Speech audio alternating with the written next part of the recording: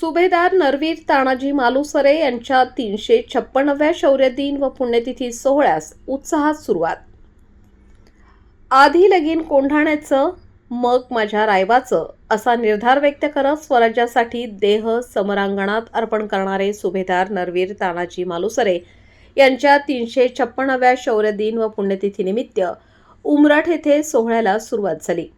दिनांक 10 फेब्रुवारी रोजी अष्टमीनिमित्त तानाजी मालुसरे यांच्या पुतळ्यास महाअभिषेक करण्यात आला। तसेच संत ज्ञानेश्वर माऊली यांच्या हरिपाठाचे सादरीकरण करण्यात आले।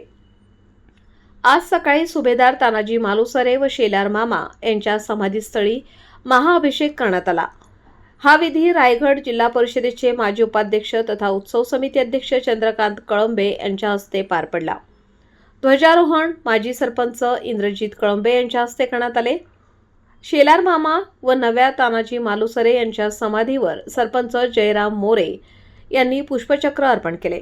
तसेच नरवीर तानाजी मालुसरे यांच्या मूर्तीस नरवीर युवक प्रतिष्ठानचे अध्यक्ष अनिल मालुसरे व शिवमुद्रा प्रतिष्ठानचे अध्यक्ष प्रकाश कदम यांच्या हस्ते पुष्पहार अर्पण करण्यात आला।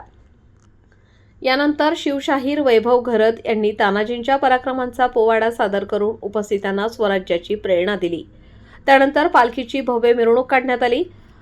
माननीय मंत्री भरतशेठ गोगावले व अदितीताई तटकरे यांच्या प्रमुख उपस्थितीत उत्सव समिती रायगड जिल्हा परिषद व पंचायत समिती पोलादपूर यांच्या संयुक्त विद्यमाने हा सोहळा साजरा होत आहे।